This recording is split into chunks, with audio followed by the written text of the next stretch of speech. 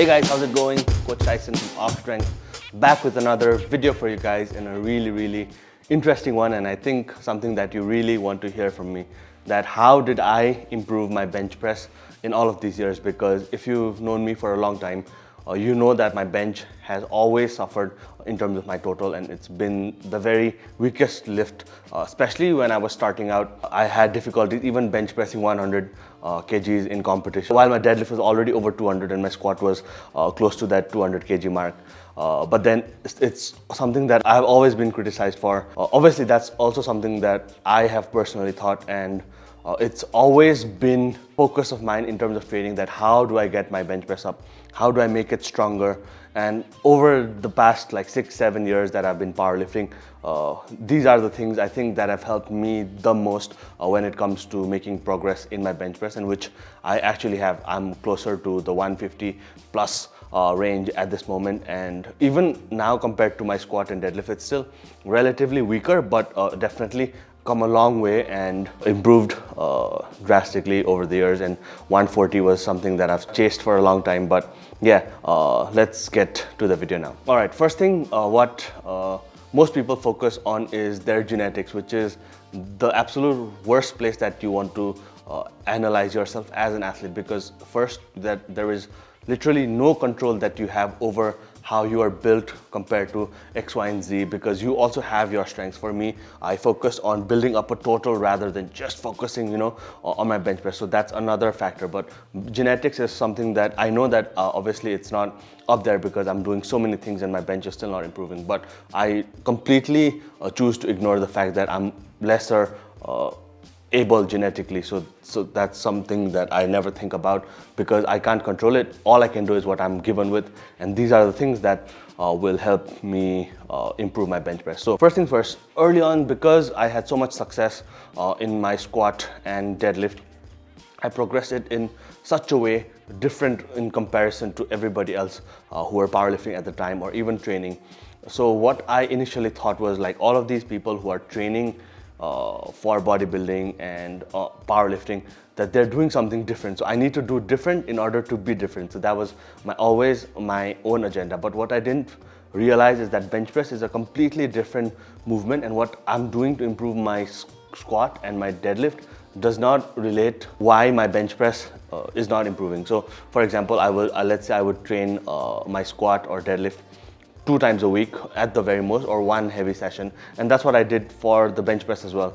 So that was a big mistake in itself in the very start, because bench press is a smaller lift in comparison to the squat and deadlift. Still a pretty big lift, but in comparison to the squat and deadlift, a smaller lift. So you can train bench press with more frequency, more volume, and the bench press requires your whole upper body to work against you in order for your bench press to go up. So even when it comes to how hard you can train, closer to the proximity of failure. So my squat still improves at RP 5, 6, 7, 8.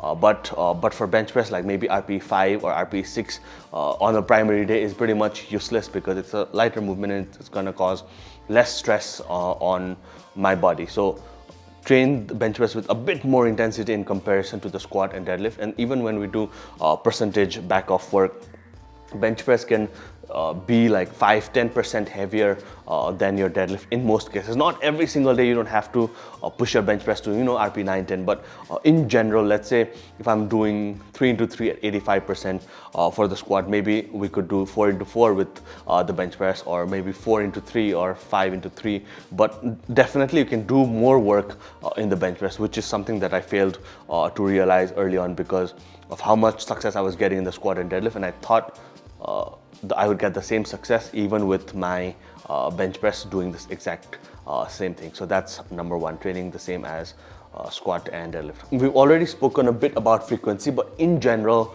squat, deadlift is something that you can handle the least amount of frequency, and then a second is squat, and then third is bench press if you have a balanced ratio. But for somebody a bit weaker, for example me, we could experiment with a lot more frequency. So the most success that I've had with my bench press is when I do 3+ frequency on my bench press. So that's something that you definitely have to work up to. So it's not like because I said that you have to do 4 times a week, you just go and do 4 times a week. It's something that you definitely have to work up to. Your shoulder health needs to be good, your elbows, your wrist, your back needs to have equal amount of work in order for you to have a balanced physique. But I think 3 and 4 times frequency is usually the sweet spot for bench press training in most cases. But if you're just doing 1, then even 2 is much better, because normally what happens is we just have 1 chest day and that's the amount of times that we train our bench. But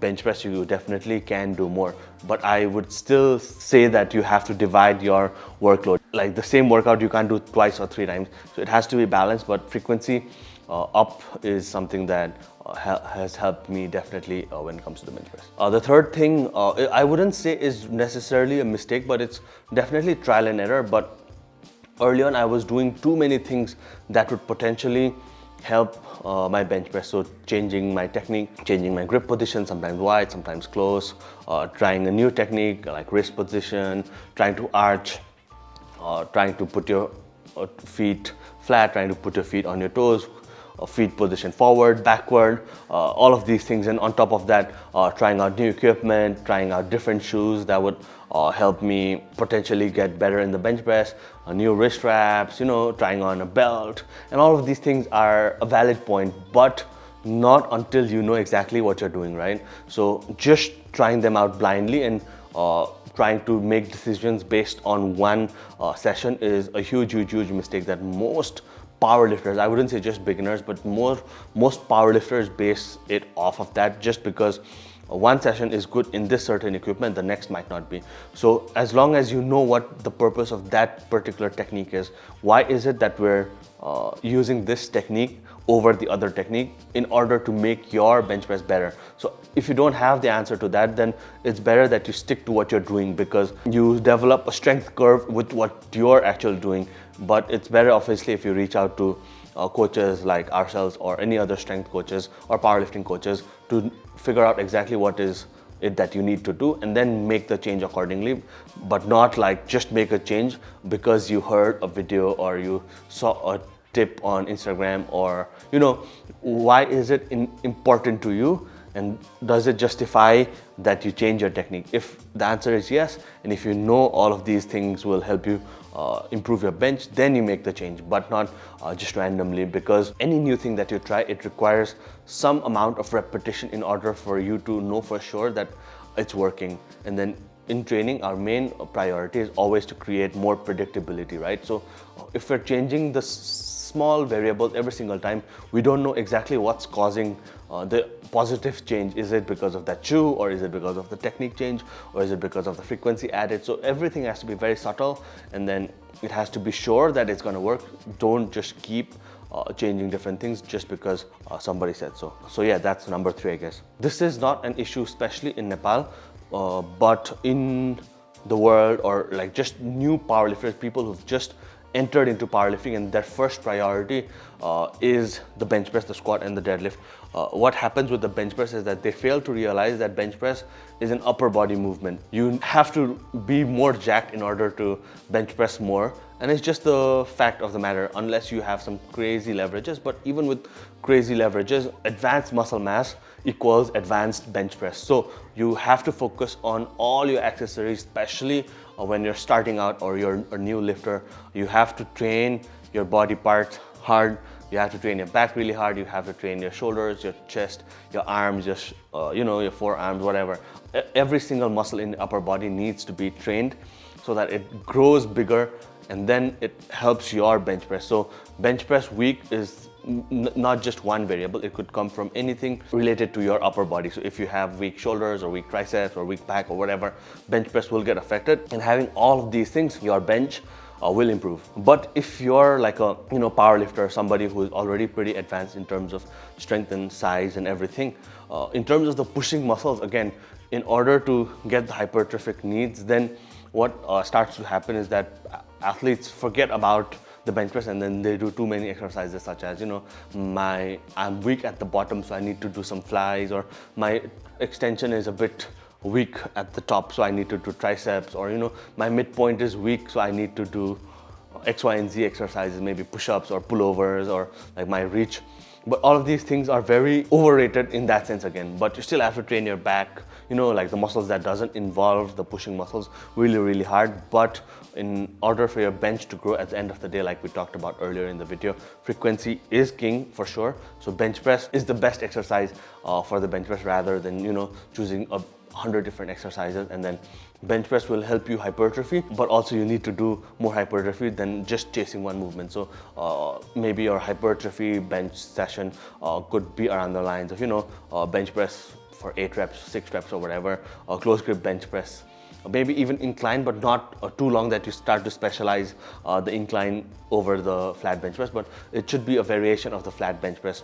So train your upper body hard, but in terms of the bench press, more bench press is almost always better than doing too many fancy exercises, because it will have fatigue bleed over into your bench press, and your training outcome, your predictability of training definitely goes down. Because let's say you do a really heavy set of fly on Thursday and your heavy bench is on Friday, then obviously the bench is going to get suffered. But if you had just done bench press light, just grease the groove a bit, you finalize your technique, you hone in on your skill a bit more, or you get into the habit of bench pressing, then your bench press could improve. So this is a double-edged sword, but you do your hypertrophy, but also don't focus so much on too many variations of the same pressing movement. The main pressing movement has to be the bench press. Another thing is that generally when your bench press is weaker, like I said, all of these things that we talked about is true, but in order for you and your muscle to get those hypertrophic outcomes, and then you're training super duper hard, but you're not gaining weight, right?